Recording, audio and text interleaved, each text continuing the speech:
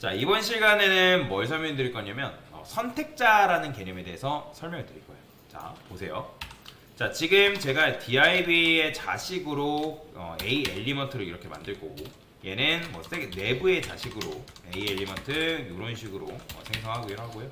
그 다음에 얘는 섹션의 자식으로 A 엘리먼트를 이런 식으로 넣어줄 거예요. 이렇게 넣은 이유는 BR 안 쓰려고 그냥 이렇게 쓴 겁니다. 자, 그러면 네이버로 이동, 구글로 이동, 다음으로 이동 이렇게 나오는데, 그러면 ASML상에 A 엘리먼트는 총 몇 개가 있는 거예요? 총 3개가 있는 거죠. 요 녀석 하나, 요 녀석 하나, 요 녀석 하나 해가지고 총 3개가 있는 건데, 자, 그러면 여러분들이 CSS에다가 A라고 이렇게 검색하는 순간 몇 명의 엘리먼트가 검색이 되는 거예요? 그렇죠. 총 3명의 A 엘리먼트가 검색이 된다라고 보시면 돼요. 자, 그러면 여기서 여러분들이 컬러를 그린이라고 이런 식으로 부여를 하게 되면 모든 A 엘리먼트가 뭘로 바뀐다? 초록색으로 이렇게 바뀌는 걸 볼 수가 있다라고 보시면 돼요. 이해되시죠? 자, 근데 제가 원하는 건 뭐냐면 네이버로 이동이라는 요 해당 텍스트만 컬러가 그린으로 변경됐으면 좋겠어요.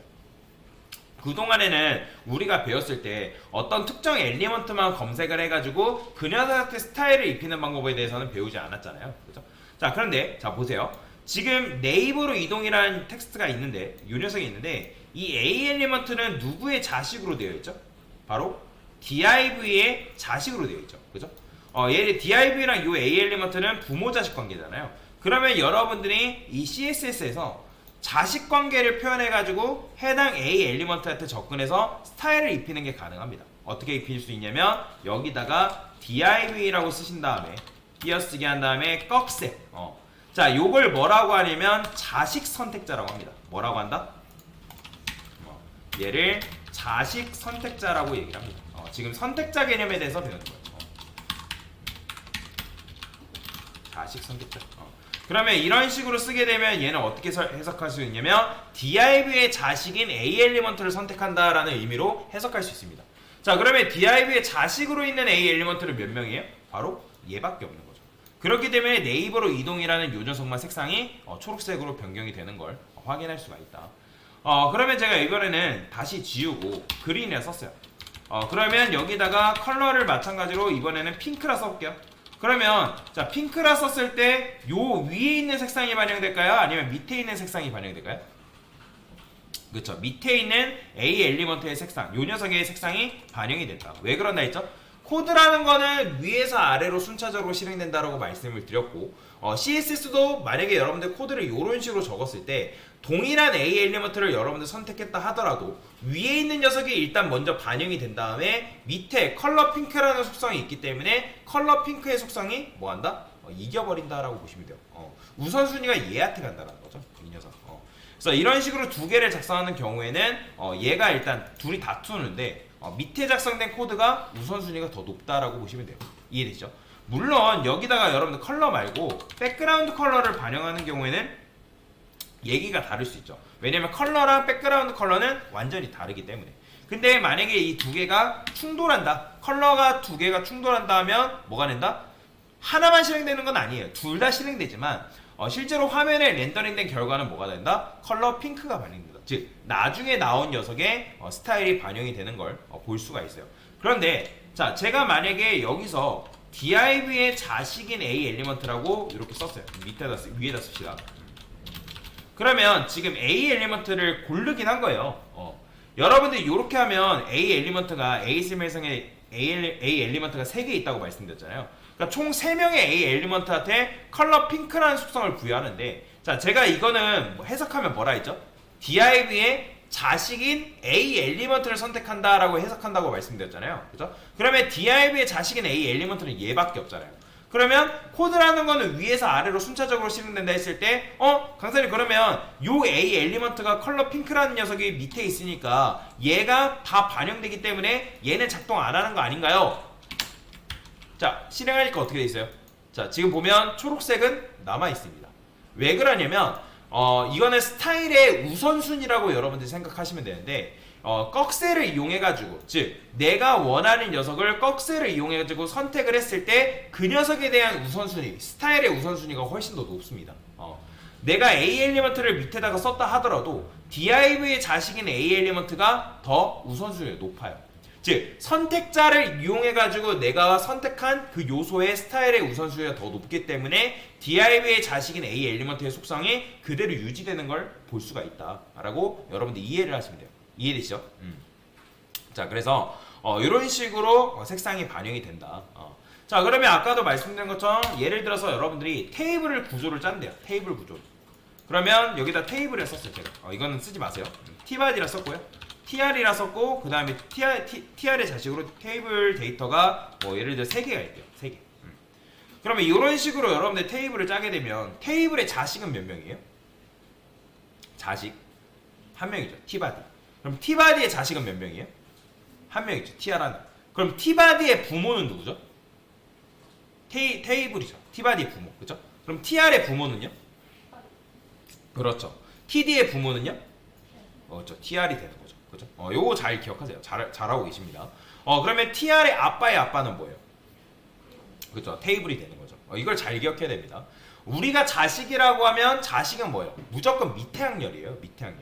그렇기 때문에 테이블의 자식은 t바디 한 명, t바디의 자식은 tr 한 명, tr의 자식은 몇 명? td 3명. 그러면 테이블의 후손은 몇 명이에요? 후손은 몇 명일까요? 5명이죠. 그렇죠. t바디 하나, tr 하나, td 3명 해가지고 총 5명이 되는 거죠. 그죠? 그러니까 테이블이 제일 위에 있는 학렬이기 때문에 얘네들은 테이블에 뭐가 된다? 후손이 된다. 제가 저번에 그래서 당군 비호 설명드렸을 거예요. 당군의 후손이 몇 명인지는 모르지만 뭐 예를 들어서 뭐 자식은 뭐 자식 자체가 몇 명인지 모르잖아요. 뭐 당군이 뭐 엄청나게 당군이 자식이 한 뭐 5명이 된다 해봅시다. 5명. 그러면 5명일지언정 그 뻗어나가는 후손들이 굉장히 많을 수 있잖아요. 그렇죠? 그렇기 때문에 자식과 그 후손을 헷갈려서는 안 됩니다. 이해되시죠? 자, 후손이라는 거는 테이블로부터 파생된 모든 녀석들을 말하는 거고 자식은 테이블의 바로 밑에 학렬이 t바디를 의미한다라고 보시면 돼요. 그러면 여러분들이 여기서 CSS에다가 테이블이라고 이렇게 검색하는 순간 몇 명이 검색되는 거예요? 지금 HTML상의 테이블은 몇 명? 한 명이니까 몇 명이 검색된다? 한 명 검색되는 거 한 명. 자, 이거를 여러분들 이렇게 검색했다 해가지고 그 안에 있는 녀석들까지 다 검색될 거라고 생각하지 마세요. 이거는 무조건 내가 HTML상에 있는 테이블만 검색하겠다라는 의미예요. 그러면 지금 이렇게 하면 몇 명 검색된다? 한 명 검색되는 거야. 한 명. 왜? HTML상의 테이블이 몇 명이에요? 한 명이잖아요. 한 명. 이 테이블 엘리먼트가 한 명밖에 없잖아요. 그죠? 그러면 제가 여기다 이번에는 t바디라 썼어요. 그럼 몇 명이 검색되는 거예요? 마찬가지로? 그렇죠. 한 명 검색되는 거야. 한 명. 왜냐면 t바디 하나밖에 없잖아요. 그 다음에 제가 이번엔 tr이라 썼어요. 그럼 몇 명 검색되는 거예요? 그렇죠. 한 명 검색돼요. 근데 여기다 여러분 td 썼어요. 그럼 몇 명? 그렇죠. 3명 나오는 거예요. 잘하고 계십니다. 자, 그래서 여기다 테이블이라 썼어요. 자, 테이블의 자식인 t바디라 썼어요. 그럼 몇 명 검색되는 거예요? 2명 되네? 아니죠. 자, 이거는 지금 제가 해석할 때 테이블의 자식, 꺽쇠는 자식이라 했죠. 자식 개념. 그러면 테이블의 자식인 t바디니까 몇 명인 거예요? 그렇죠. 한 명인 거죠. 테이블의 자식인 t바디는 얘밖에 없기 때문에 한 명만 검색되는 걸 확인할 수가 있는 거예요. 이해되시죠? 자, 그래서 그러면 여기다가 제가 t바디의 자식인 tr 이렇게 쓸 수 있을까요? 네, 가능해요. 자, 그러면 해석하면 이건 뭐냐면 테이블의 자식인 t바디, t바디의 자식인 tr. 그럼 몇 명 검색되는 거예요? 그렇죠. 한 명. HTML상에서 tr은 몇 명? 한 명이니까. 이해되시죠? 자, 그러면 제가 이번에는 여기다가 td라 썼어요. 그럼 몇 명 검색될까요? 3명. 아니요. 3명 검색되는 게 아니죠. 자, 제가 아까 꺽쇠는 뭐라 했죠? 자식 선택자라 했죠. 그죠? 얘는 자식 선택자이기 때문에 오직 자식만 검색되는 거예요. 그러면 t바디의 자식은 누구예요? tr이죠. 그러면 td는 누구의 자식이에요? td는 tr의 자식이지 t바디의 자식이 아니잖아요. 그러면 여러분들이 이렇게 썼을 때 검색된다 안 된다? 안 된다. 안 된다. 안 됩니다. 그래서 제가 엘리먼트의 부모-자식 관계가 굉장히 중요하다, 후손관계, 형제관계가 중요하다고 말씀드린 게 바로 그런 이유예요. 여러분들이 이걸 할 줄 모르면 CSS 작업하는 게 굉장히 힘들어집니다. 그래서 이 꺽쇠를 이용하면 꺽쇠는 부모-자식 관계를 의미하는 거, 그걸 반드시 기억을 하셔야 된다. 자, 그래서 이렇게 썼을 때는 t바디의 자식인 td이기 때문에 이런 녀석은 존재하지 않습니다. 여러분들 아무리 내가 이 td를 고르고 싶다 해가지고 이렇게 써도 작동을 안 합니다. 색상을 입힐 수가 없어요. 그래서 이게 연습이 많이 필요한 거예요. 자, 그러면 다시 돌아가서 tr이라 썼어요. 그러면 이렇게 하면 몇 명? 한 명, 그죠? 그 다음에 여기다 TD 쓰면 몇 명? 그죠? 3명 검색되는 거예요. 이해되시죠? 그러니까 이런 식으로 내가 원하는 거를 검색을 해가지고 여러분들이 선택을 할 수가 있다라고 알고 넘어가시면 되겠습니다. 자, 그러면 제가 이번에는 이렇게 써볼게요. 자, 이번에는 TD가 1, 2, 3이라고 그냥 써볼게요. 제가 1, 2, 3을 썼어요. 그럼 1, 2, 3이 이렇게 나오죠. 그러면 TD가 이렇게 있는데 TD가 이렇게 있어요. 자, 그러면 제가 TD한테 플러스 TD라 써볼게요. 플러스 TD. 이렇게 하면 너무 헷갈린다. 자, T바디라 쓰고 여기다가 위에다가 T헤드라 써볼게요. T헤드. T헤드. 그러면 T헤드랑 T바디는 무슨 관계라 했죠? 그렇죠. 형제 관계라 했죠. 그러면 여기다 T헤드라고 검색했어요. 몇 명? T헤드 몇 명이에요? 한 명이니까 한 명 검색되겠죠. 자, 그러면 여기서 여러분들 T바디라 했어요. 자, 이런 녀석 존재해요? 존재하지 않아요? 존재하나요? 없죠. 그렇죠. 존재하지 않죠. T헤드의 자식인 T바디는 없잖아요. 그러면 T헤드랑 T바디는 무슨 관계라 했죠? 형제 관계라 했죠. 자, 그러면 내가 만약에 T헤드의 형제인 T바디를 선택하고 싶다. 그러면 어떻게 하면 되냐면 플러스를 쓰면 됩니다. 이 플러스가 바로 뭐냐면 인접해 있는 동생을 선택하는 인접 동생 선택자예요. 무조건. 참고로 ASMR상, CSS에는 형을 선택하는 선택자가 없습니다. 부모를 선택하는 선택자 또한 존재하지 않습니다. 조상을 선택하는 선택자 존재하지 않아요. 자식 선택자랑 인접 동생 선택자. 자, 인접 동생이라는 건 뭐예요? 나에게 바로 인접해 있는 동생인 T바디를 선택하겠다, 그런 의미거든요. 그러면 아까 제가 인접해 있다라는 게 무슨 말이냐, 제가 div 쓰고 자, 섹션 쓰고 자, 네이버라 썼어요. 각각 1, 2, 3이라 써볼게요. div 섹션 네이버한테 자, 폰트 사이즈 좀 키워볼게요. 3 ref. 자, 그러면 div 한 다음에 내가 플러스 내부라 썼어요. 그럼 이건 뭐예요? div에 인접해 있는 내부를 말하는 건데 그런 녀석이 있어요 없어요? 인접해 있다라는 건 뭘 말하는 거냐면 바로 옆에 붙어 있다는 거예요. 바로 옆에. 그러면 지금 div한테 바로 옆에 붙어 있는 거는 내부예요? 섹션이에요? 그렇죠. 섹션이죠. 내부가 아니에요. 섹션이 바로 옆에 붙어 있기 때문에 여러분들이 여기다가 컬러를 레드 부여한다 해도 변경되는 게 있다 없다? 아무것도 없습니다. 그런데 여기다가 여러분들이 이거를 섹션으로 변경하는 순간 어떻게 되는 거예요? 당연히 보이죠. 빨간색으로 변경되는 거. 왜? div에 인접해 있는 섹션을 선택했기 때문에 이런 식으로. 자, 그러면 만약에 내가 섹션에 인접해 있는 내부를 선택하고 싶다. 그럼 어떻게 하면 되는 거예요?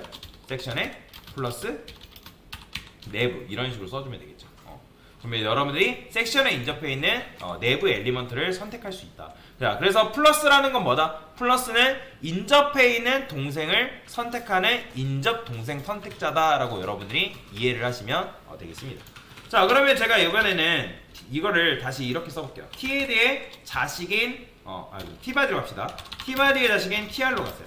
자, 그 다음에 여기다 TD 검색했어요. 자, 이렇게 하면 몇 명 검색되는 거예요?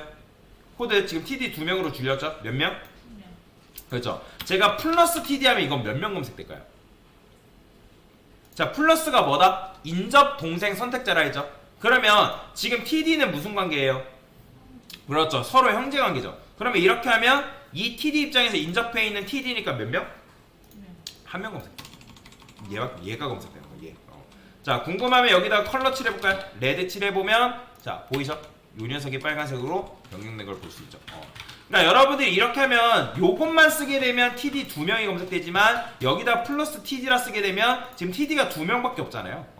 그렇게 되면 얘 입장에서 인접해 있는 동생이 얘가 선택된다라고 여러분들이 이해를 하시면 될 것 같습니다. 그죠? 자, 그 다음에 새로운 개념이 등장하는데 자, 근데 여러분들이 꺽쇠를 이용해가지고 작업하는 게 처음에는 연습하는 게 굉장히 좋습니다. 근데 테이블과 TD는 제가 무슨 관계라 했죠? 그렇죠. 후손 관계라 했죠. 그러면 후손을 선택하는 선택자도 있어요. 그게 바로 뭐냐면 띄어쓰기입니다. 자, 제가 띄어쓰기랑 쉼표를 헷갈리지 말라 했죠.